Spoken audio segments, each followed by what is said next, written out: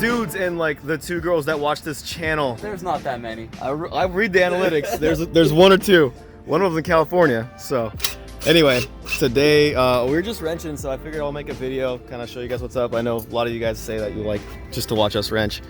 I'm over at my buddy Spencer's house, the E28 trap house. That's a race car, gutted, caged. We'll be V8 swapping it soon. That's getting the S56. So it's a straight 6? Yeah, and then this one's getting the V8. This is the, okay. M3 V6 though, right? Or straight 6, right? Yeah, M3 straight 6. Okay. Yeah, motors in the backyard, but that's gonna be a lot of content coming from these cars. Anyway, he dailies a Miata, so does his girl. We're doing a timing belt on an IS here.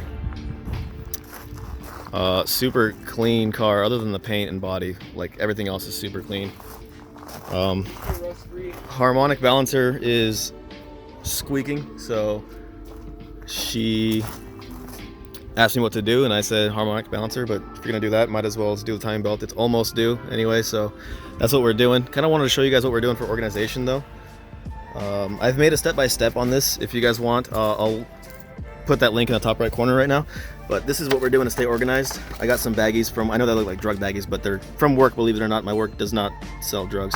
But yeah, they're super, you know, I'm labeling every single thing. Timing cover bolts, manifold, the throttle body, water pump, pulley. Trying to stay organized, save ourselves some time later. But yeah, we're doing a full timing kit. Cam and crank seals. We're also going to be using my buddy Cody Graham 3D printed this. He's the one that 3D printed the cup holder in my race car. He 3D printed these cam and crank seal installers. So I'll show you guys. I'll make a separate video on showing how to use these, but simple as that. They just help you get the seal in evenly. We're using an Amazon, I'm sure it's Chinese, crank pulley. An OEM one's a couple $100. That was like 45, 50 bucks I think. But ASIN water pump, thermostat. We're using Dayco seals. Don't cheap out on the seals. Also, don't cheap out on the tensioner. NTN is the OEM brand. Koyo is the OEM brand for this as well. Oil change while we're at it. Spark plugs. I know in my other video I showed you guys the spark plugs I use on the IS, and I totally spaced out, and I said that all 2Js like those BKR7Es. All turbo 2JZs like those. For stock one, use the Iridium ones. These are OEM plugs from NGK. I'm not even gonna bother gapping them. Well, I guess I'll check the gap, but it should be good. Valve cover seals. That's pretty much it. We're getting there. We've been at it for about an hour or so.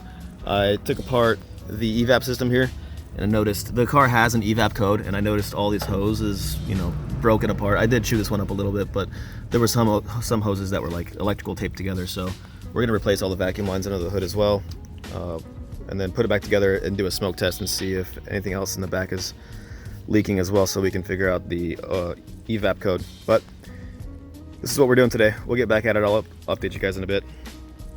Another thing I forgot we're gonna do today is we're gonna make a video on how to break the crank bolt loose with the starter bump method. I did not see any videos on YouTube doing that, so we're gonna show you guys how it's done. It's my favorite way of doing it because it's the easiest, sketchiest also though. And you guys know me, I like sketchy. But you can see this motor does need these crank seal or the cam seals, and probably the valve cover gaskets too are on the side. There's oil everywhere, so this motor is definitely due for it. So she'll be running like new when we're done with it. Making progress. We've got the gears out of the way, and I just wanted to show this is what a classic leaking cam seal looks like. As you can see, it leaked down through here, and it just rolled all the way down, and it was behind that black cover, so there's no way you'd ever see it even if you took the top timing cover off. But you can see all this oil residue down here on top of the water pump, which, well, we're about to replace all that. We're going to pull the water pump and flush the whole system, and probably degrease, like the alternator's all oiled up too. I just wanted to show you guys like how textbook leaking cam seals look like. This side's not as bad, but still seeping through. Obviously we're going to replace them both. Yeah, that's kind of where we're at right now. We're going to pull the water pump and then break for lunch. Today's been kind of full of bullshit. I've had to leave like 3 times. Once to go get parts and then memory cards, but we're struggling through. Working on cars with Stan. Always. That's how we do it. Get it done though. Last but not least, she is finally put back together. Basically just got to put the engine cover back on and bleed the coolant system. We are about to start up for the first time. No matter how many times I've done this, I still get a little nerve-wracked. You know, if you like mistime the motor, you could definitely hurt it, so. Look at that. Started right up.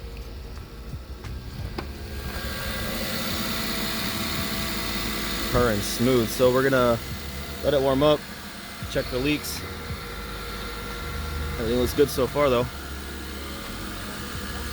Cool. We're gonna let the thermostat open up and yeah, clear the check engine light codes, and we'll go from there. And then once up to temperature, we will change the oil. We will be done with this car for the day. Should be good for another 90K.